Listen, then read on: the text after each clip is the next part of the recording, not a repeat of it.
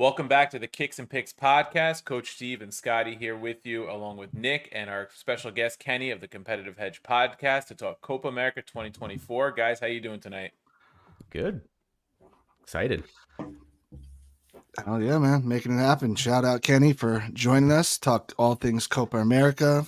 First time live, so hopefully pick up a couple people here on the Twitter timeline and try to make sense of this tournament. Yeah, first live podcast. Excited. Welcome, Kenny. You're making history tonight. Yeah, I'm excited to be a part of history. This is a major milestone, obviously. So glad to be a part of the crew here tonight. Obviously got the Canada jersey on. Excited to see us in a major tournament once again. So really looking forward to it. Yeah, it's not your grandfather's Canada anymore. Back-to-back major tournaments, not just the Gold Cup that they're automatically in, right? So that's got to be fun times for you guys up north. Looking to kind of build on what was a little bit of a disappointing World Cup, but it'll be interesting. So I'm excited for this edition of the Copa America because of the North American influence. I think an expanded tournament's a lot of fun, and I think as U.S. fans, obviously it's a good measuring stick for us, for you Canadians as well. It's a good measuring stick. Fans of Mexico as well. This is something that they're gonna have to test themselves on and see where they are against some of at least this hemisphere's best, and should be a fun tournament. Betting lines not the most attractive in some areas. We're going to get through that. We'll go group by group to start. 4 groups of 4, so 16. 8 teams get through, the top 2 from each group. So more of a standard format than the Euros currently, with the couple third place teams getting through. So it's a little more straightforward in terms of who advances and things like that. So let's jump right into it, boys. We'll go to the group winners first. Group A consists of Argentina, Chile, Peru, and Canada. Argentina big time favorites to win the group. Not surprising, they're minus 400. Followed by Chile at plus 600, Peru at plus 1,000, and Canada at plus 1,200. Any surprises coming out of that group, guys? I mean, Canada being plus 1,200 it's almost disrespectful. It seems low. It seems a pretty disrespectful line at first glance. But we have an expert here, so maybe I'll let him kind of explain his way through it, or maybe he agrees with me. Maybe it is a little disrespectful. I think it's a little bit disrespectful. I mean, not to jump ahead, but you look at like a Group B with Jamaica being plus 900, and I mean, we're a better side than Jamaica is for sure. I think the thing about Canada heading into this tournament is the weak point is the midfield, and I just don't see them having a lot of extended possession. You mentioned the World Cup. When they got into playing teams like Croatia that have good midfields, they just didn't have a lot of possession. So I think if Canada's going to have success in the group, it's going to have to be counterattacking. Davies, I mean, he's obviously the star of the team, but up front with Larin and David, I think they do have some goal scoring up front where they could pot some, but they're obviously in tough. They start with Argentina, so that's not going to be the easiest game to start off your tournament. And I mean, even heading into Copa, it's tough to put a lot of value in friendlies, but they did play Netherlands, lost 4-0, and then they played France to a 0-0 draw. So it's which Canada are you going to get in that opener? They're obviously going to be playing probably 30% possession in a game like that against Argentina, which is going to be really tough. So they got to get through that one. I think no one's expecting them to take points there. And then it's going to be, how do you do in that Chile and Peru games? I remember being slightly disappointed with them in the World Cup. Granted, typical group, right? You mentioned it. First shot at the prime time. I think Coach mentioned that.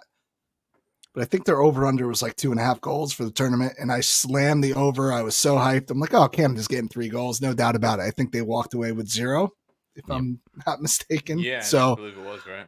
A little bit of a bitter taste in my mouth, but I'm looking at this Chile lineup. I'm looking at this Peru lineup. Yeah.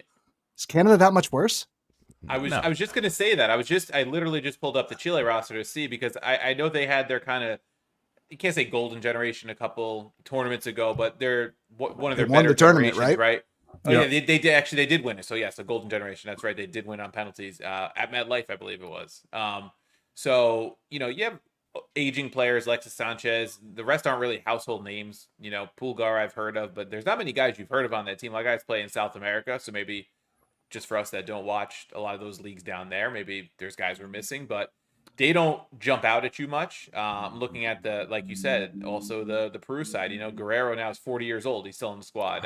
Lapadula, 34. Those are their their big name forwards. I mean, there's a couple players out there that you've probably heard of from around the different leagues and MLS and stuff like that. But I don't know if those squads are that much better than Canada. So when I look at the to qualify from the group odds, you see Chile at -120, Peru plus 200, Canada plus 250. Is Canada maybe worth a bet at plus 250?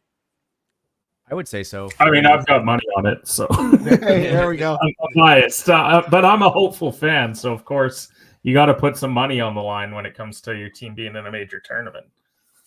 Yeah, and the thing that I was kind of looking at is, the second favorite in this group is Chile, and if there's one thing we've learned from these like first 3 or 4 days of Euros is that these like older teams are really starting to hit a wall. Like we saw with Croatia, we just saw it with Belgium. I think Chile would be like right in that same category where they're definitely on that downward trajectory in terms of like age of the squad and talent that they have. So I could see them hitting a similar wall and really underperforming in this tournament, which kind of gives you a pretty open chance with Canada between them and Peru. At best, or I mean, at worst, it's a toss up. But I think with some of the talent that Canada does have in terms of like the top tier, that could be enough to kind of get them through and maybe get a cheeky qualification out of it. At plus 250, it's definitely worth a shot. And I agree. If they take that one little step up, they got a new coach in there, right? Jesse Marsh, former Red Bull coach, guy's been around the world. He's a solid coach. If his voice resonates a little bit, you got to imagine everybody's taking a loss to Argentina. Chile and Peru can battle each other out. You sneak out a win, a draw, 4 points might do it. Yeah, winning and drawing those two matches might be enough if Argentina beats everybody like you said. And then it might just come down to goal differential with whoever you draw. If those other teams, one beats the other, you end up 4 points each. Maybe, you're 4-4 with Chile or Peru, and then it comes down to goal differential, something like that. So really, I think one key for these sides might be to minimize the damage against Argentina. Any of these three, because any of the three could end up in a, goal differential scenario where even they all draw each other, right? And they're all on 2 points or something. And then like, if you are the team that loses to Argentina by 1 or 2 goals, you might be the lucky one, right? So I think below Argentina, it's going to be a competitive group, and I think that'll be the fun part of this group. Obviously, a lot of people are going to tune in to see Messi and things like that, but defending World Cup champs, big favorites for a reason. Anything else on this group before we go to Group B? Yeah, just in honor of our guest here, the other thing I like about this Canada play, with them playing Chile in the last match, and probably will be underdogs, it kind of gives you an opportunity to hedge out of that future too, if you want. So you can take that plus 250 going into it, and assuming that Canada's the underdog, or Chile's the favorite in that, depending on what the lines are, you can probably make yourself a pretty much guaranteed profit going into that third game, assuming both teams lose to Argentina and both teams can get at least 3 points again, or at least a point or two against Peru. And that's why I think there's a lot of value in that third game, because Canada, we're going to find out right away. Because if they shoot themselves in the foot and they have a 4-0 performance like they did against the Netherlands last week, then going to be very discouraged, and you're probably going to be looking at somewhere else in the group. But you get that 1-0, 2-1, maybe you steal a goal in a game like that, then they definitely have a ton to play for. So it's something to monitor kind of as it progresses. Yeah, definitely some things to keep an eye on there. Moving on to Group B, this is probably the most competitive in terms of winning the group, and it's a group of Mexico at plus 110, Ecuador plus 160, Venezuela plus 550, and Jamaica plus 900. The big underdogs in the group from CONCACAF. Nick, I know you wanted to weigh in on this one right away. Mexico has not been impressive lately in tournaments that they've been in, mainly in the CONCACAF region against the U.S. in the Gold Cup. In the Confederations Cup, or whatever you call that one, the Nations League. Are they better than Ecuador? I don't think they are. Excuse me. No, I'm the group's number one Mexico hater, and that's just a product of everything you just said, right? They have been an absolute utter disaster for the past 5 years, at least. Can't get their coaching situated, can't get their player call-up situated. They have talent, but they're really just dysfunctional in a way that they never have been. And it's kind of like the golden rule, right? Like Mexico, until they prove to you that they're worthy of being this favorite for a group winner, they're plus 110, they don't get your money, right? Like, could any of you honestly sit here and say they are head and shoulders above these other teams? I don't think you can. And I think this is a great spot to take an Ecuador team at plus 160 to win the group. I think they have been looking really good in South America over the past couple of years. Under Valencia is getting up there. He's 34 years old, but guy still scores every other game for Ecuador. They have two other forwards who are, in their mid-20s, and Caicedo, Rodriguez. They're playing for big teams. Caicedo actually plays in Mexico, so I think it was his first year playing there this year. Rodriguez is the guy from Union team that we can't pronounce that fucking was in the Champions League and then was in the Conference League and the Europa League. Those guys. So I think they got some star power, and their team is young and compact. Like everybody in that midfield is from like 21 to 27. So I think Ecuador is going to have a lot of legs. They had a good performance the last World Cup, and this is the spot, and there's not many out of the four groups where I think there can be an upset in the group winner. Yeah, I think they arguably have two of the best players in this group between Hincapie and Moises Caicedo. I was gonna say Hincapie for Leverkusen. Hincapie had a breakout season with that, what would you call him, coach? Like the never loser kin or whatever it was? Yeah, never lose again, something like that. Something like that until Atalanta got to him. Yeah, so they had, breakout season for Hincapie, and then, Caicedo had a rough betting in period at Chelsea, but finished the season really strong in those last 2 months when I think Chelsea rattled off like 8 wins in like 10 games or something crazy like that. And he's also one of those guys, we talk about when he puts on like the national team jersey, he just plays like out of his mind. That's exactly what you're going to get from him. So between that spine of Hincapie and Caicedo, and then, as Nick mentioned, Valencia, who just, whatever his age is, continues to score, ad nauseum. That's a really strong spine to have going into this group, which doesn't really have, in our opinion, a clear favorite. So again, when I'm looking at, which team I'm going to put my futures on, I usually look at, who has that top tier talent that can be, head and shoulders above anybody else on the pitch and drag that team to victory. Yeah. And I think too, with Mexico, the fear is not there of Mexico anymore for teams, right? The U.S. is no longer afraid of Mexico. Maybe when all the U.S. players played domestically and, they didn't have that, European experience. Now they're not afraid of these Mexican players. And I think the same goes for players like the ones you just mentioned, the Valencias and the Caicedos and the Hincapies of the world. Like, they're playing in the Champions League. They're winning, the Bundesliga running away. There's not going to be the fear of a Mexico lineup that mostly plays in Mexico, right? That doesn't have the European pedigree. I think I like the shout on Ecuador. It's not a huge number, but I do think being the second favorite in that group, I think it's a solid number and a potential win. I don't know what to expect from Ecuador. Like, I think the way that I would approach it from a betting perspective is they get Venezuela in their opener. They're minus 125 right now. I'm probably betting them money line because I assume that Mexico is going to take care of business in their game against Jamaica. And then if they don't, then I'm just going to stay away from the group altogether. But if they go in, they win 2-0, they look pretty impressive, then I think that number's still going to be there because I'm assuming that Mexico is going to take care of business as well. So from a futures perspective, I'm probably staying away at least for now. But we know that they're going to face off in the final match of the group. So we'll find out ahead of that kind of where they're at. So. Yeah, you feel like both of those teams probably going to feel good about having 6 points going into that last match. And if they don't, then it's a disappointment and really puts the pressure on whichever one doesn't have 6 points. Like if you're Ecuador, let's say you slip up and it's you draw the opener, then you go and beat Jamaica. Mexico's probably on 6 points at that point. Then it's all for the taking. Like you could just bet them straight up on the money line in that final game and just see what happens. And then you get to at least get a feel for where they're at, because if they don't look impressive in either game, then again, you just stay away and then you're just kind of monitoring other games. Yeah. So what do you guys make of... Sorry, Scotty, go ahead. I was just saying another con against Mexico is no Guillermo Ochoa, which has been like a staple in my whole like adult lifetime. He's always been there, just being unbelievable. And you're just like, how is this guy still playing at whatever, 36, 37 years of age, but not on the roster this Copa. So I think that's going to be something to keep an eye on. I think he's been a pretty consistent force for them between the posts. It's going to come down to, like, is Jimenez going to show up and be the constant scoring that they haven't had or not? I think tournament's ripe for the taking for him. And he's a guy who's looking for a big move out of Holland. Like, he's linked with Rome. He's linked with other clubs. Like, he's looking for that next step up in his career. And what better way to prove you deserve that than by doing something in this tournament? Yep. So the question I have for you guys in this group, you kind of mentioned it, Kenny. Jamaica plus 900, the shortest odds of any of the long shots. Anything special about this team? I know the last time we talked about them, they had just called up like they tried naturalize some English players to Leon try Bailey, to get them going. Are they still on the Kyle team? Antonio. Like, what's even going on here?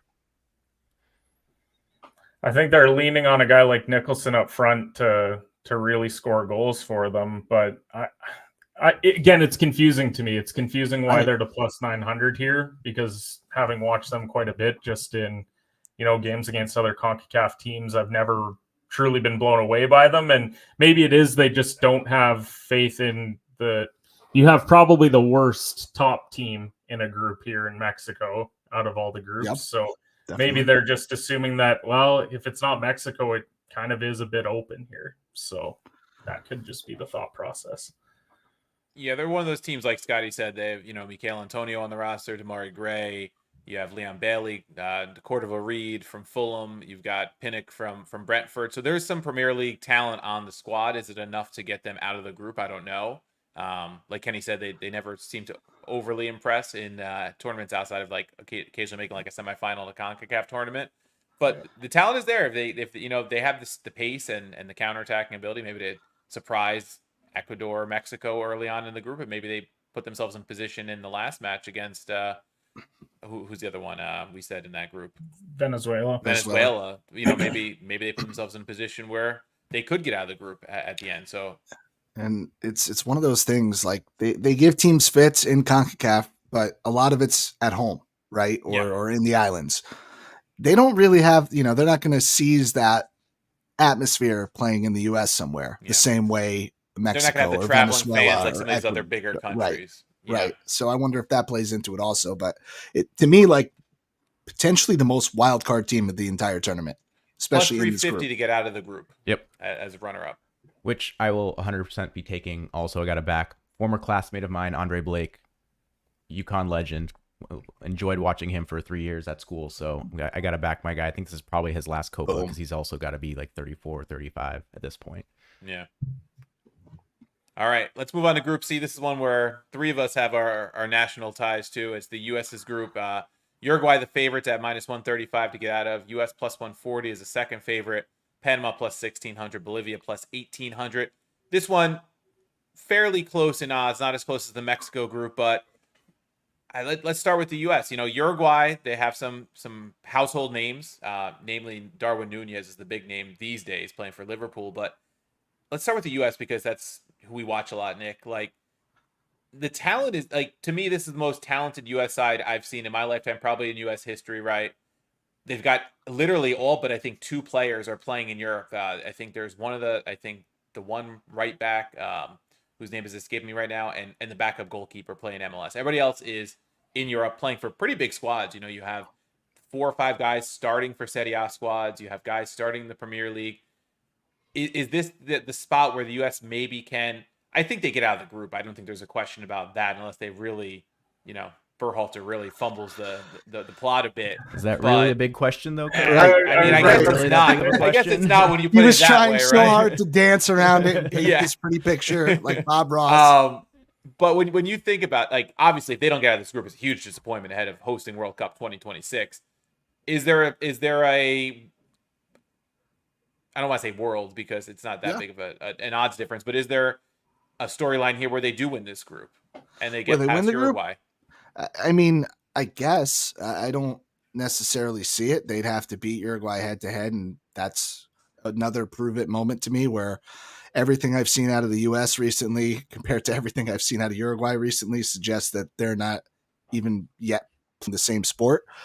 It's going to be tough. Yeah. Does U.S. have the talent to compete in any game on their best day? I absolutely think that they do. You brought up a ton of names that are worthy of recognition, but can they do it cohesively together as a team? I haven't seen anything spectacular yet, and that is 99% due to Greg Berhalter. And I think they should be very Jekyll and Hyde, right? I mean, they just drew Brazil for the first time in 20 matches. They're like 1-1 in 18 now against Brazil. Came off a 1-1 draw, but that was after a 5-1 thumping at the hands of Colombia. Yeah. Right. So they got to figure things out. I don't think they do it in time to win the group. I certainly can't imagine that they fall below Panama and Bolivia. I think that would be a catastrophe. But no, it's got to be Uruguay's group, and quite honestly, -135. I don't like to lay futures on numbers like that, but for 3 games, I think we could lay -135. I kind of agree with what Nick's talking about as well, where it feels like the USA would have to win head to head against Uruguay because of the way that the Americans have looked. They may pick up wins against Panama and Bolivia, but I don't think that they're going to impress you in one of those games if they do. Whereas Uruguay, they have the potential to go and beat a team 3-0, 4-0, 5-0. Right. So the goal differential is just going to be too great. So that's where I would get concerned with the US, is that they would have to beat Uruguay to win the group. So I'm kind of in the same boat where I would take Uruguay to win this group. But yeah, as the resident Liverpool fan, I will say with the concern about Uruguay is Nunez is very inconsistent. I mean, the dude can score from 30 yards out and then miss a 4-yard tap in. So if he has one of those days where his finishing is just bad, we could see something like we saw with Lukaku today, right? Where he has 4 or 5, wide open chances and not converting them. And now all of a sudden you're losing 1-0 to Slovakia. So I could see Uruguay dropping points just because Nunez has a bad day where he's just not finishing the way that he should. And then, whether it's Fede Valverde or Bentancur or whomever, Suarez of all people, can't pick up the slack. It's not that out of the realm of possibility. So, and he's coming off a hat trick against Mexico about 10 days ago, right? Like, they beat Mexico 4-0. That shows their potential. It also shows, I guess, the potential for Mexico to really have a poor tournament. But I just had to point that out because you were talking about him. He's hot. He runs hot and cold, right? If he runs hot, he could win the Golden Boot in this tournament if they go to the semifinals or the finals. Well, and if you're Uruguay's head coach, you definitely didn't put him in front of the TV today to watch Lukaku, because trying to avoid that at all costs and getting that into his head, which it can be contagious, because as you said, he can be one of the best players in the world at times, and then at times you're like, how is this guy even in the squad? So I think the thing you have to give this country, you have to give this team, no matter what tournament they're in, they have 3 or 4 top quality class players that can start anywhere in the world. And I mean, it's still true today. And you know what? Suarez not really having to travel at home, kind of really hot to start the MLS season. That's a guy I could see him making things happen in the swan song here for Uruguay. I really could. 3.5 million people. It's really kudos to the way they develop players, because 3.5 million people is not a lot when you compare it to many of the big European nations, or Argentina or Brazil, or even any of the CONCACAF countries, in terms of just like talent pool that's available to them. So yeah, having world class players consistently is kudos to them, and it keeps them in these tournaments, right? And I believe they are joint leaders in all-time Copa Americas, if I believe correctly. They were up there for a while. I'm going to double check that now, but they always perform well in this tournament, generally speaking. See, I think the other way to approach this group, just before you move on, if you want to do a forecast, the top 2, Uruguay to finish first, USA to finish second, it's like +135. Yeah, that's not a bad way to look at it. What's the other way around? Do you have that one up? I don't. Give me a second. Let me see if I can grab it for you. Yeah, it does feel like the other two. It's +200. The other two teams feel like a very distant afterthought in this group, because when you have 2 teams of the USA and Uruguay's caliber, like, you may upset one and get a result somewhere, but can you do it in the other 2 games? And I just don't think that either team has that quality here. Learn more about Bolivia as a country today, just reading up on it, than I did about their actual teams. So let me put it to you this way, Nick. Would you rather do USA to win at +140, or would you rather do the forecast USA first, Uruguay second at +200? What's the better of those two? When you look at it that way, you got to go with the straight forecast, because you don't expect either of the other two to qualify, right? No, I was going to go make the boldest statement I could, but let me not do that, because I think we went fucking 0-3 today with our game. So let me not do that. But yeah, if there's a world where one of those other 2 teams qualify, coaches should be fired immediately. Yeah. Fair. Yeah. Like, Greg Berhalter should not sniff 2026 if, they don't make it out of this group. I think I know the answer for the people on the show, but I'm just going to pose it to anybody that's listening, or if you're watching, get in the fucking comments. I mean, is it better for USA to fucking lose here in the group and Berhalter gets fired, or is it better for the US to make a deep run? No, because that's the question. Will I just have. get rehired again after a coaching search that lasts 2 months. And I'll be on record. I've said it on this show. I thought Jesse Marsch should have been head and shoulders above Berhalter getting rehired. I've liked Jesse Marsch since the Red Bull days when Nick and I used to go to the games for a couple of seasons and he was the manager. It just boggles my mind how he's still the manager, and we'll see where it goes. I mean, in some ways, if I obviously want the U.S. to do well this tournament, but it probably sets him up for having him as the manager again in 2026. And I don't know if that's the best thing in the world either for the U.S. going to the World Cup. So interesting thing to keep an eye on. You're also so close to, like, 2 years really isn't a lot of time to develop what you would 6 like games. to have. Like, right? Yeah. And it's mostly all CONCACAF games now because of the Nations League. So you're not really getting competitive friendlies until like right before the tournaments, if anything. All right, let's move on to Group D. Brazil, big favorites in this one at minus 250, followed by Colombia plus 275, Paraguay plus 1200, Costa Rica plus 1800. Brazil, obviously the big favorites here, head and shoulders above everybody. Colombia, though, has been somewhat impressive lately. Hammered the U.S. They have a very competitive squad. Are they worth a shot at plus 275, or is Brazil just that much better, and that's why the odds were looked at the way they do? Not to sound like a broken record, but if you're doing that, you might as well take Colombia first, Brazil second at plus 400. Yeah. Unless you really think one of these two are going to falter and you get a Paraguay or Costa Rica sneaking in. Mm-hmm. But yeah, I don't know. I think Brazil has the same issue, right? They're obviously probably outside of maybe Argentina, the most talented team in the whole tournament. Their issue is they just seem to like come up short in like these worst moments. Group stages, that should be a walk for them. I don't think that that's going to be any concern to them. But once you get to the knockout rounds, like that's the one where if you want to try taking a shot at something, that's where you can fade Brazil. But I don't know that I'm ready to do that in the group stage. Yeah, I mean, Colombia, I'm just looking back real quick, Nick, before you go. Like, I'm looking back at their last running. Like, they haven't lost in a long time. They're good. They haven't lost since 2022 against Argentina in the World Cup qualifying. I mean, their last run of matches, just to read them off, they just came off a 3-0 win over Bolivia, 5-1 over the U.S., going back to March, beat Romania 3-2, who looked pretty decent today at the Euros, right? Maybe not as bad as we thought going into that tournament. Beat Spain back in March, beat Mexico, beat Venezuela, and then you go back to their qualifiers. They were like unbeaten in 8 straight qualifiers for the, it's impressive. They're running matches. Yeah. Hey, listen, if you're looking to make a case for it, it's kind of, I mean, this is an elevated Brazil from, I think, the World Cup in the sense that they're a little more well-rounded, but I think they still have the issue of they don't really have a traditional striker, forward. They're playing with 3 guys up front that all could conceivably play in the middle or out wide. Is it Vinny by default just because he's the most talented? Maybe. Is it Endrick? Is this going to be his coming out tournament? I think it could be, but I don't know. I feel like they're better off than when they had Richarlison in that spot for the World Cup and we were joking at his expense.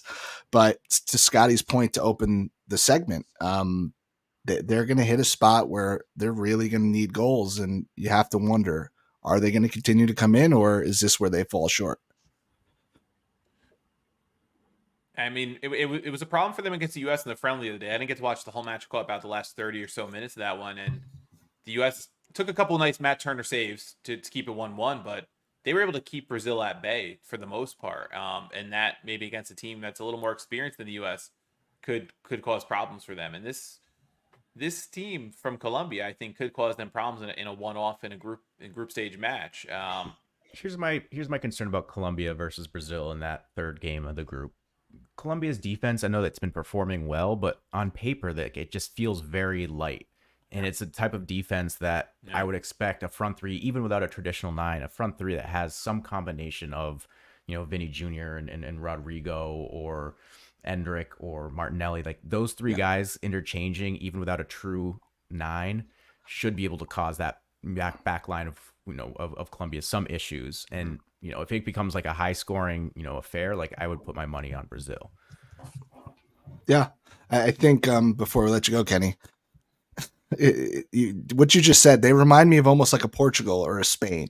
Like over the course of a tournament, is that defense going to hold up, or is it going to be their weak link? I don't think it's going to happen in 3 games, but it's a hell of a point, Scotty. Yeah, that was my concern. I'm less concerned about Brazil getting out of this group just because I think the talent is so overwhelming for clubs like Paraguay and Costa Rica. But, once you get past that, and, we know that if they finish top, they're probably going to be playing USA or Uruguay in the next round. Like, maybe it is a team like Uruguay that has that guy up top that could go and wreak havoc. And so I think Brazil is fine in the group. Again, Brazil doesn't care about getting out of the group. They don't even care about getting out of the quarterfinals. It's basically win the tournament or it was a colossal failure, because that's just the way that Brazilian soccer operates. So, and Brazil and Colombia play head-to-head the last match. So this is another one like the group we talked about earlier, where both these teams are probably going to feel like they need 6 points going into the last match if they expect to have any chance of winning the group. Yeah. If you drop points to Costa Rica or Paraguay, that's good. That's gonna be a major disappointment for either of these sides, I believe. Yeah.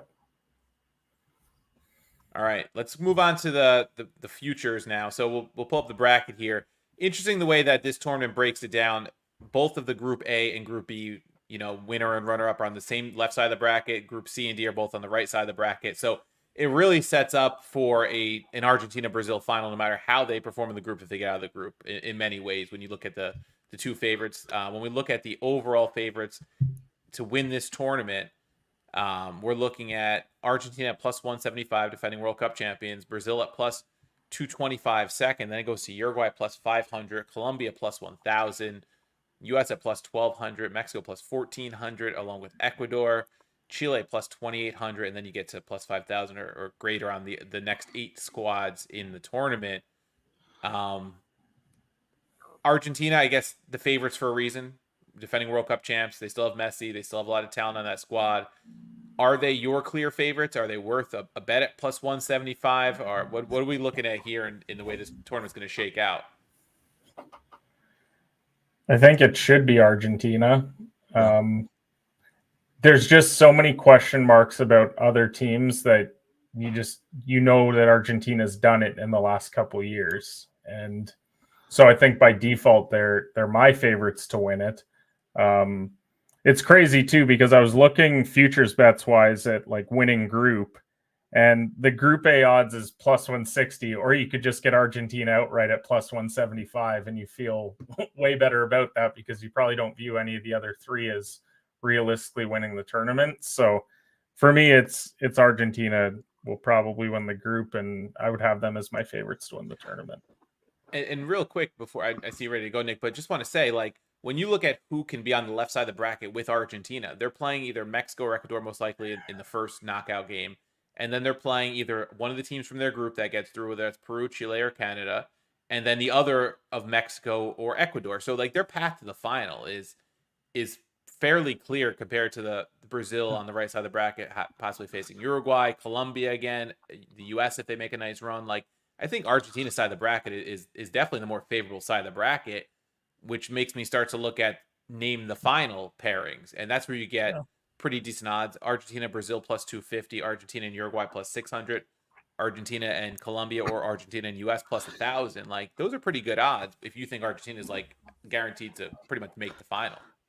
So this is where I like to put on like my try to be realistic cap here. I know we're trying to handicap the tournament and put out this good content, but I hope you guys will agree with me. I'd love your take. I think Scotty will agree with me. Him and I have been doing futures episodes long enough together. Plus 175, plus 225. Are one of these 2 teams very likely to win? Yes.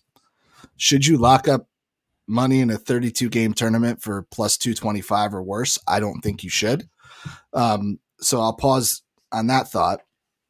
Uruguay plus 500, Colombia plus 1,000. Maybe if you believe in USA, Mexico, Ecuador, Chile, in that little realm of plus 1,200 to plus 2,800.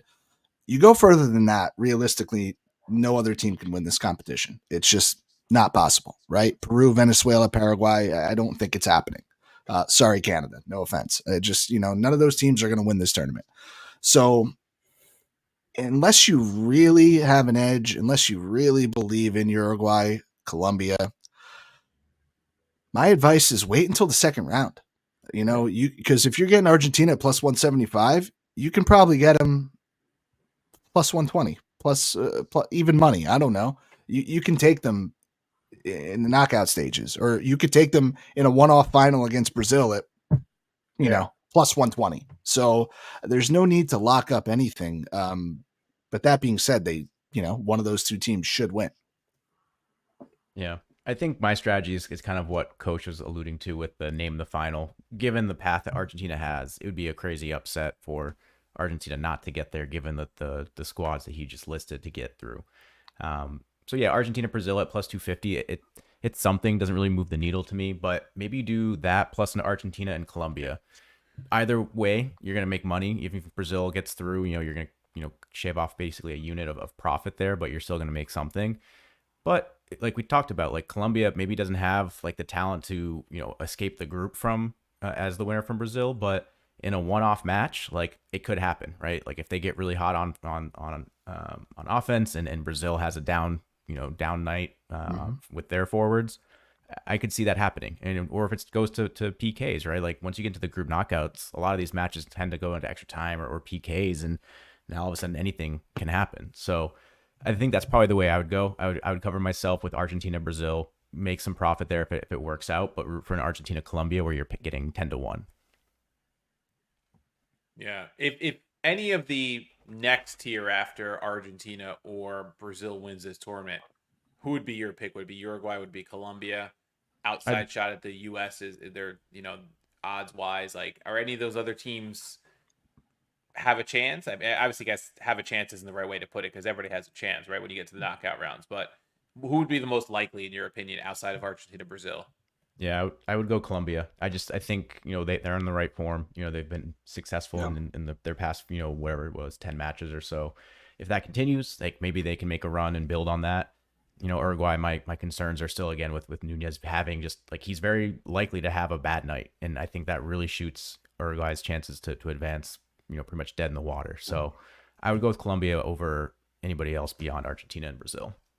I think form is big there, like you said, Scott. And I think at plus 1,000, like that's a number you could take a shot on with a unit or a half unit or something and feel comfortable. If you lose it, that you're getting 1,000-1, getting a plus 1,000 payout, right? So I think that is a team worth an eye.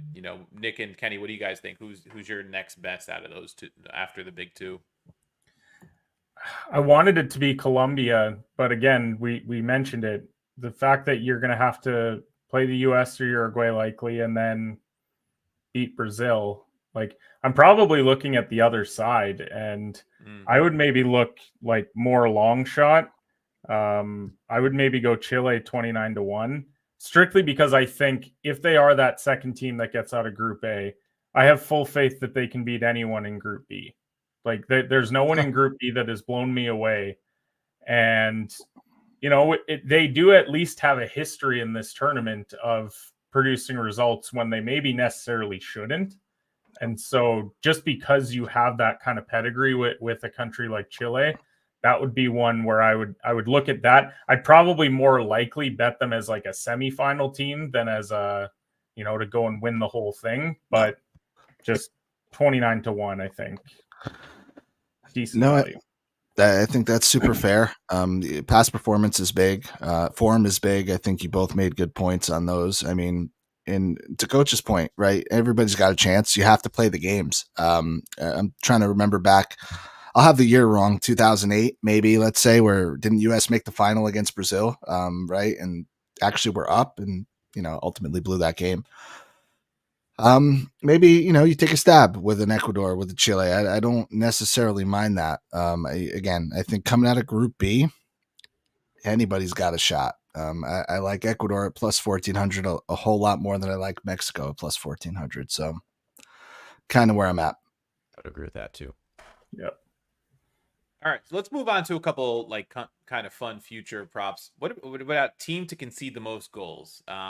Costa Rica plus 500, Bolivia plus 650, Panama plus 900, Canada plus 900, Jamaica plus 1,000. Like seeing the groups these teams are in, does any of them jump out at you? I mean, right away, before I even looked at the odds, I was thinking as we were discussing this that Costa Rica is probably in a terrible spot in terms of conceding goals with Brazil and Colombia. Do you think they're rightly the team most likely to give up the most goals at plus 500? And if they are, is plus 500 worth the future there to get at, to wait out the group stage about 2 weeks? I like your line of thinking. I would agree with that. It's probably going to be either Paraguay or Costa Rica. I can't say if Costa Rica's defense is going to perform similarly this tournament, but in tournaments past, I think their strength has always been kind of playing like a low block and trying to eke out, 1-1. Having Navas save everything. Yeah. Mm-hmm. So in that sense, like I might go Paraguay in this case, just because I think defensively they're probably going to be, a little bit more open play stylistically, and you might be able to get, a 3 Plus or 4-0 from a Brazil. At the risk of not getting deported from my own country, 9-1 is only intriguing because of what I said earlier of they could very easily drop that first match 4-0 and just be completely demoralized after a game like that. The thing with Canada is a lot of the time you're relying on like your left wing back to score goals, which then leaves you exposed at the back, which I think happened quite frequently at the World Cup, like especially in that Croatia game. You notice that Davies was pushing up the pitch trying to create offense because we had like a 38-year-old that Modric was out running, and that was a terrifying thing to watch. But we are trying to score on the counter, and we know that's the only way that we can score because we're just not going to have the possession. And I don't think that there's any game in that group where Canada's going to have majority possession. So at the risk of maybe Argentina just comes out and they just blow us away in the opener, like I think 9-1 would be some value, but I would probably Costa Rica would be the one for me. I think 5-1 is still pretty good. Plus you have 3 clubs that I probably have more faith in Colombia and Paraguay scoring goals than I would with Peru and Chile. Just like first team that popped out at me for no reason in particular is Bolivia. Just because I don't think I can name a player on the team. So I'm like, I don't know. Does Darwin go off? Does the U.S. have a good game? And then I'm starting to wonder, is there any value in like a decent team, a team that's going to maybe make it out of the group because now they're playing more games, right? Because you can only play 3 games, and I'm not saying it's going to happen, but let's say Mexico makes it out of their group and they run into Brazil and Brazil beats them 7-0. I don't know. I mean, not likely, but could happen. And that throws off the entire line of thinking of trying to pick the worst team in the group or, the worst team on paper or whatever. Well, if somebody's playing 5 games instead of 3, they have a chance to give up more goals. It's a good point. It's an angle I didn't think of because you just automatically think like most goals is gonna be a team that gets run out off the pitch in 3 matches. So that is a good point. If you have a couple high scoring like group stage matches, 2-2 draws and whatever, and then you get hammered. That's true. Yep. And there's a possibility Colombia has to play Brazil twice. So that's something to keep an eye on. And then who would it be? It would be for Argentina's group. Well, and not to belabor the Canada point, but we talked about the fact that they could potentially get out of the group. They could still get blown away by Argentina, and then they go on, they face Mexico, Ecuador. The moment's a bit too big for them. They lose 3-0, 4-0. We're talking about 8 goals just in a couple games, and that's not including the other 2. Because I think in order for Canada to get results, they're still going to concede, but they could up front with David and Laird score enough to potentially get through. And even if it's just 1 additional game, that could be enough to push it over the top. That's a good point. All right, another fun market. Yeah, another fun market is, which is not available for every team in this tournament, but it's a team top goal scorer. We talked about this a little bit in our Euro preview with like Italy and Scamacca, and there was a couple others that we liked in that one. Let me go through a couple teams with their top, goal scorer, in terms of shortest odds. The U.S. pops up first here. It's Pulisic at plus 350, followed by Haji Wright plus 550, and Balogun plus 600. Sargent, Pepe, those kind of players, the strikers. Is Pulisic a good bet at plus 350? Like, if the U.S. is going to make noise in this tournament, does Pulisic have to lead this team in goals? I almost like Balogun in that case. I mean, at plus 600, I've been high on him for a while, but I know he hasn't quite hit the ground running with the U.S. team. But if there's a tournament where he's going to come out and show up, I think this could be a good one at least plus 600. Pulisic to me seems like he might also have to be a little bit more of a creator too. He has to kind of do both. Yeah. Balogun is just going to be focused on getting goals. So out of that list there at plus 600, that's probably where I would put money. All right, Argentina, Messi, obviously the long favorite at minus 125, followed by Julian Alvarez plus 250, Lautaro plus 500, Di Maria plus 1100, and a whole host of other players with big numbers. Does somebody else lead Argentina this tournament? Does somebody else maybe score the goals and Messi facilitate, or is it going to be just Messi doing his Messi I'll fall thing into the at trap 37? as I do every tournament. I will take the bullet for the team here. The value play has to be Lautaro. Now he fell off a fucking cliff the back half of the season. He was terrible at the World Cup, but that just represents way too big of a gap for one of the best forwards on the planet. So I think you have to take it. Alvarez, he's another guy to me. Could he go off for 10 goals in the tournament? Maybe. Could he score 0? Yeah, I think he could. The X factor is going to be penalties, right? If Argentina is getting a penalty a game like they have been, Messi's going to run away with it, right? But I just think if Lautaro is starting, I think he has a point to prove with this team. I think he's going to want a good showing, and that number is just way, way too big. Also, it's a Manchester City player in a major tournament, which would have me not wanting Alvarez. So he's so used to just being in such a great team, and not that he won't be with Argentina, but again, the penalties, it's going to be Messi, and I don't know, feels like kind of like just his swan song in a way. So I think he'll have 4 or 5, which should be enough. All right, that brings us to Uruguay, another team with a big favorite. It's Darwin Nunez at minus 140, followed by Suarez at plus 650. I mean, is there any way that Nunez doesn't lead this team if they're going to do anything in this tournament?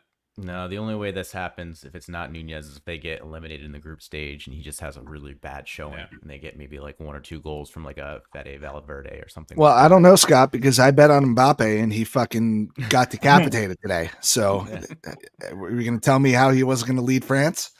Yeah, well, maybe you should bet on Nunez and then I'll take one of the other guys. And you take Suarez and we make a little money. Yeah.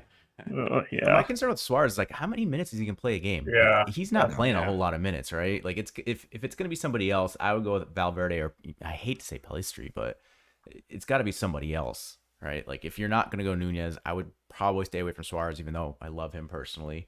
Fede shoots, man. I like that about him. He's not scared to fucking rip. Yeah, I think the minutes just aren't going to be there, which is why I was honestly a little bit surprised when I saw him at plus 550, because I don't think he's going to start in any of these matches. So, no, that's just the people who remember him from Barcelona getting that number down. Yep. All right, we got Brazil next. Vinny Jr. plus 175, Rodrigo plus 200, Rafinha plus 500, Endrick plus 700, Paquetá plus 800. Everybody else is plus 1,600 or longer. This is an interesting one because this is a little more of an open team, like you said, without the traditional number 9.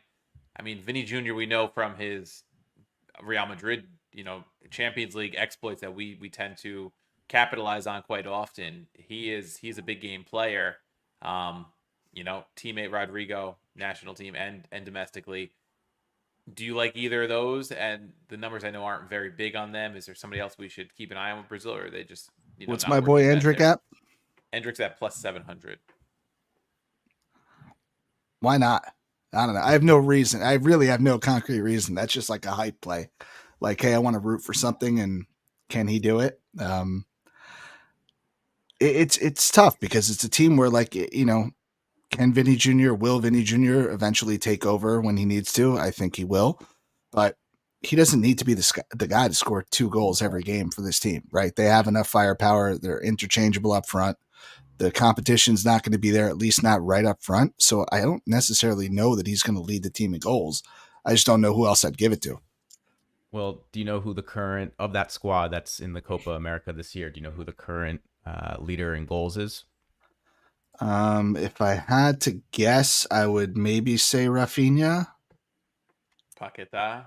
It's Paquetá with 10 goals and 46 appearances. So, Oh, I mean, if you want to go, did he based on bet on it? history, plus 800 is not a terrible number for that. Yeah, there's no like proven guy that's taken over for Brazil over the last number of years. Like we obviously talked about Vinny Jr. because of his role that he plays at Madrid, but it does feel kind of wide open with Brazil. And I don't know if they're going to have a guy that goes and has 4 or 5 goals. Like 3, it might be a 2-way tie with 3 goals that gets it done with a team like this, because it'll be Martinelli one game with Rafinha, and then another game it'll be Rodrigo and Vinny Jr. are the guys doing it. So this is a tough team to just bet in general because they have so much attacking power. Also, am I reading this right? Vinny Jr. only 3 goals for Brazil. 3 and 30. Yeah. Same number That's as what I Endrick. mean. And you're taking him? Me? Yeah. No. I just meant out loud. I'm not anybody. I'm thinking like with Brazil, it's more of a game by game. You look at the lines for anytime goal scorer, goal or assist prop, which we really love on Vinny Jr. a lot of time with Madrid. Like see who's starting, see who's maybe at least listed as the forward in that match, and kind of go game by game if you're going with Brazil. I think it's hard to pinpoint, like especially at the numbers, like unless you go with something like Nick said, like Endrick at plus 700, Paquetá plus 800. That Scotty mentioned, like I don't think you're betting Vinny or Rodrigo at plus 175, plus 200. You're not going to stake a future on that and possibly wait the whole tournament to see if you cash or not cash at that number. I think. Yep. I honestly, I saw Martinelli at 20-1, and I don't even necessarily have faith that it's going to be him, but I see the name and I'm like, well, is there that game where they win 3-1 and he scores a couple, and he finds a way to score one at some point in the rest of the tournament? Like, and I can't stand any Arsenal player, but I don't know. I just saw the name and thought 20-1. I might just sprinkle it. I just wonder if Endrick is eating. At least the odds are worth a sprinkle, right? And like 20-1. If he's 15-1, 10-1, I'm not even thinking about it. But at 20-1, I think he will play a pretty important role in the squad. So I think it's worth a look at least. All right, two more squads they have listed here on DraftKings. Next one is Colombia. Diaz plus 160. James at plus 350, Borde at plus 400, and Borja at plus 800. Anybody worth a shot there? I mean, we're missing. I see Scotty instantly shaking his head no on Diaz. The only other one I would consider is maybe Sinistera, depending on how much he plays. But Diaz is probably going to be the guy. Yeah. James, I feel like he's kind of over the hump a little bit. So I don't think. I can't believe he's only 32 years old when I was going through the roster. Yeah, but he's not going to be playing. On the front line. Forward, he's not playing in the top 3. So I'd say either Sinistera, maybe if you really want to take a long shot, Duran. I don't know if he's getting, finds his way into the starting lineup, then he can certainly score goals. But I'm not touching Colombia personally. Yeah, well, I'm sorry. I was thinking I was thinking Cordoba, but his numbers fucking suck. He's not. I must have him confused with somebody else. So never mind. Yeah, I would go Diaz and probably, but again, I don't want to bet a plus 145. So that's what's tough. All right, last listed squad is Mexico. Santi Jimenez at plus 275, Uriel Antuna at plus 450, Guillermo Martinez plus 650, and Quinones at plus 700. I mean, I think it's got to be Santi if they're going to do anything in this tournament. That to me represents the most value of any. Not value. I'm sorry. The best favorite I've seen so far. No question. Yeah. In terms of being clear cut at a decent number, I think is what you're getting at.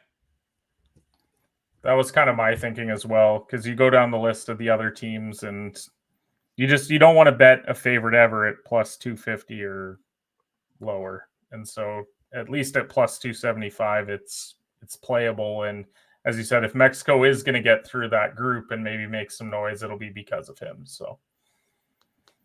All right. So anything else you guys want to point out before we go to our fun game that Nick and I played at the end of last pod with Martino? Team totals over under buy or sell. Yeah, the one thing I just want to throw out to you guys, total tournament goals over 84.5.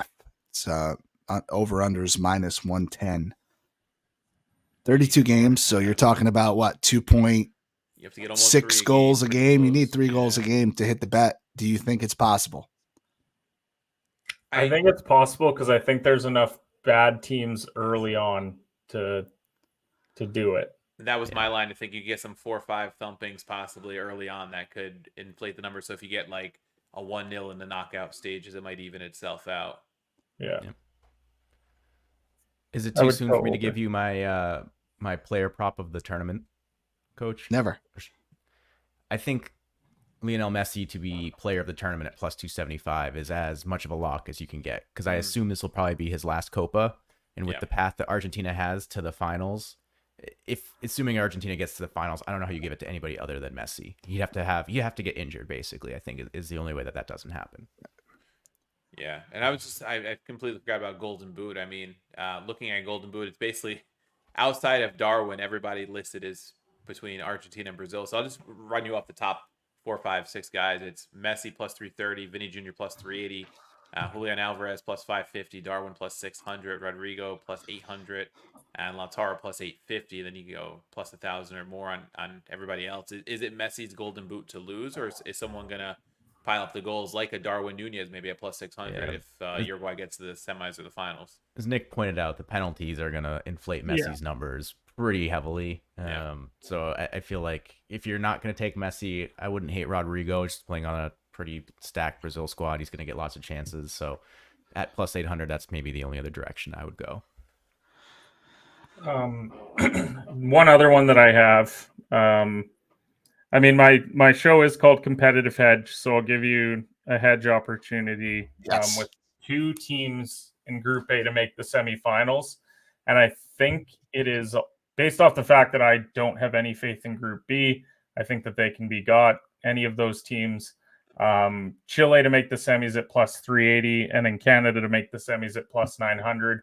I think you're hedging the fact that it's not going to be Peru, and that more likely Chile, but I mean at plus 380, I think that's better value than what you're going to get on a potential money line if you get Mexico or Ecuador in a quarterfinal matchup. So I think at plus 380, that's where I would go, would be Chile, and then Canada at plus 900.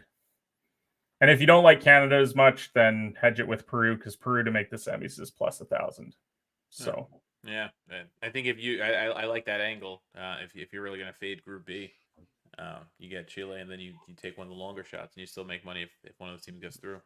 Yep. Guys, I just stumbled upon this total tournament corners 289.5. I saw that. I was waiting for Nick. I couldn't even tell you how many corners you get in a tournament like this. Have to take it. I don't care. I'm taking taking the over. It doesn't matter. Yeah, this is not absolutely taking the over. I don't no care that it will absolutely not happen. I can tell you the under to be had, Nick will take it. Under 289.5, maybe the mortal lock of the century. But I will take the over for the show. I'm also going to take over 13.5 goal kicks that were probably corners that Nick videos and sends to the group chat. They might appear on Twitter when Nick starts to sweat out that bet. Way over. All right, so let's go to some of these team total over-unders. I'm going to save the U.S. and Canada for the end, since those are the teams we have rooting interest for. I'll start with Argentina. This is for the whole tournament. Over-under 10.5 goals. To win this tournament, you need to win or play 6 matches. So we're looking at potential 6 matches. Over under 10.5 goals. And the over is plus 110. Yeah, go over. Going over as well. Uruguay over under 8.5 at minus 110. Either way. I'm gonna take under.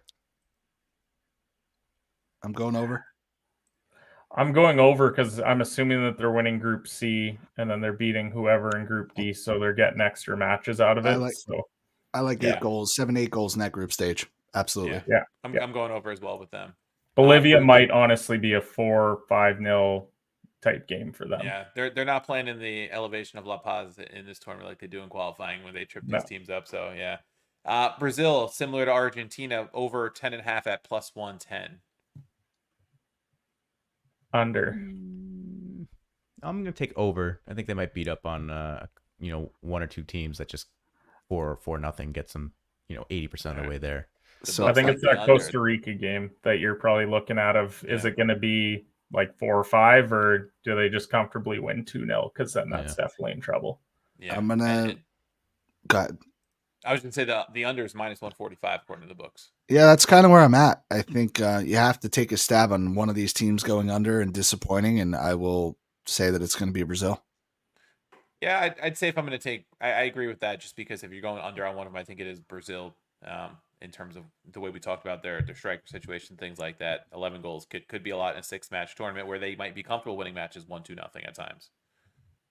All right, Colombia. This is an over. I love 5.5 goals at minus 135. Over because I like them long term in the tournament. Yeah, same. Yeah. Over. Yeah, and especially with their defense, I think they're going to have a couple games where they're going to have to score 2 or 3. So yeah. All right, Mexico over under 5.5 at minus 145. The under is plus 110. I'll take under on that one. Yeah, risky play, but nope. I got to stick to my guns here. Under. I like the fate of Mexico as well. I just plus 110. I see them getting out of this tournament in 4 matches. Maybe they have a couple tough ones. They don't get. I like under because I think Jamaica, we talked about how tough they can play teams. I think even like that would be the game where you would think they would have to go and get 2 or 3. Yeah. And I just think they only get could 1. See a 1-1. Yep. Yeah. Yeah. All right. Peru is next. Over 2.5 at minus 180. The under is plus 135. I'm gonna take the over. Yeah, I think they get 3 in that group, right? I think they get 2 on Canada. And if they get 1, then obviously they're in trouble. But yeah, that's what's going to come down to. Do they get 2 against Canada? I'm going to say under. I'm going to give Canada a little credit there. All right. Someone has to on this show. Jamaica next, also over 2.5 at minus 160, under plus 125. I mean, the over is not a good value, but I think they get over. It's just not at minus 165. Yeah. Yeah, I wouldn't play it, but I would say over as well. Yeah, definitely. I'm with you there. And I haven't seen this in any books. I don't know if anybody offers it, but if you can adjust that number or ladder that number somehow, if it was over 3.5, I would take over. Yeah. Venezuela over 3.5 at even money, under at minus 125. That's an under for me. Yeah, I'd probably go under as well. I'll go under also. I could see them scoring 1 goal in all 3 of those matches. Yeah. All right, Ecuador 5.5 is the over at minus 145. The under plus 110. Yeah, I got to ride with my guys. I've been saying it all show, so over. I mean, it's Enter Valencia, man. Like he's got to get at least 3 if that's hitting over, right? I think in that group they get at least 1 in each of those group stage matches, probably 2 in either Venezuela or Jamaica. I'm thinking, right? They play a 4th match, so I'm gonna go over. All right, you've convinced me. Panama is the next one, over 2.5 minus 180, under plus 135. I mean, I'll take the under, but it's not gonna be a fun one. Yeah, I hate betting an under that low, but it's just I would have to, because you're basically saying they'd have to steal a goal from the U.S. or Uruguay and then beat up on Bolivia a bit. So don't under. love it. Under. I'll go under as well, plus money under. Chile over under 4.5 minus 110 either way. Oof, probably under. I'm gonna sell Alexis Sanchez being useful in this tournament. So. Is he like their starting forward? I mean, I don't know who else they're really putting in there. Is Edu Vargas still around? Yeah, he's there, but I don't know. I can tell you their most recent friendly against Paraguay, they won 3-0. They started Vargas up front with Sanchez at the number 10 in a 4-2-3-1. Yeah, I would take the over there.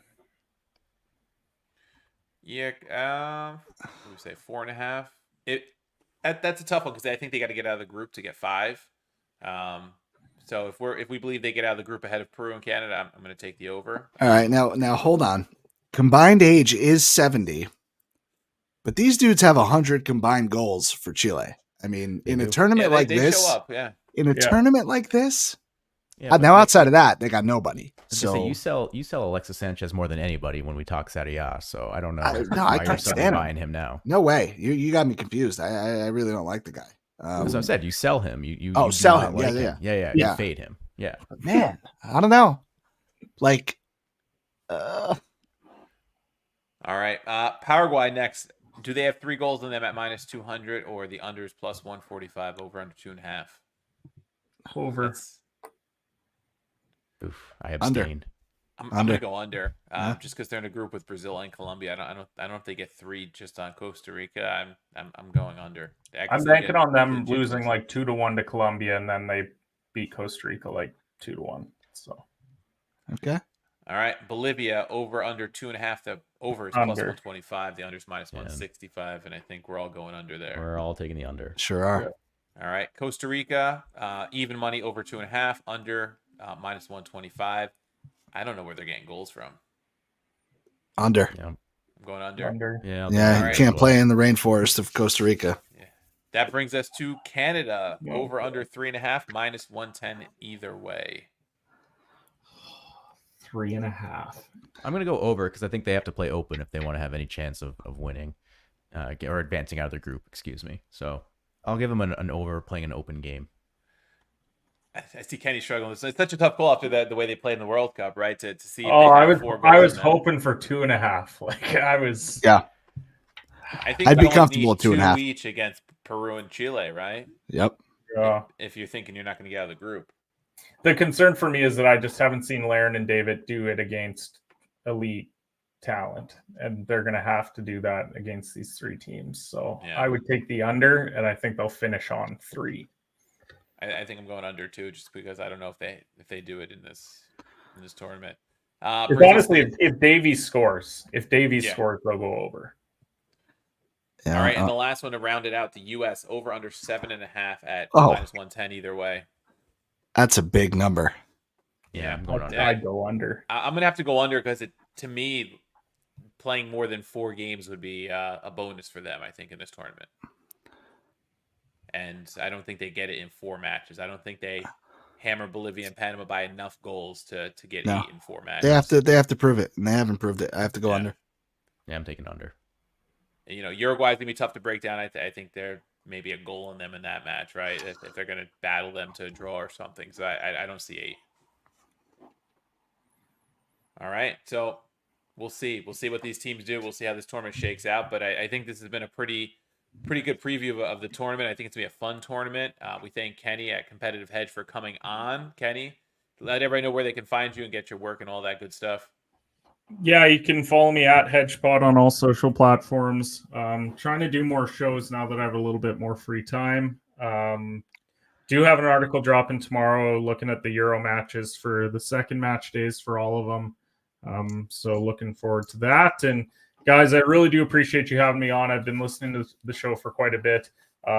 Nick's been trying to turn me into a Serie A fan. That's something that is to be determined still. I think next year is when I'll fully dive in and immerse myself in the Italian game, but mostly because I don't want to watch Manchester United on the weekends. So thanks so much for having me on, guys. Yeah, thanks again for coming on. We appreciate it. We love your insights. And then for us, if you're watching us for the first time, follow us on Twitter and on YouTube at KicksPicksPod. We're dropping daily plays for the Euros and soon Copa America on our YouTube page. A couple minutes a day, and you get our best bets. Today hurt us a little bit. 5-5-1 to open the tournament now, thanks to a rough day today. But we'll be dropping those daily, dropping these daily, and give us a follow, share, like if you appreciate the episode and you like our work. So thanks again for listening. We'll catch you guys probably pre-Euro knockout rounds for our next full episode.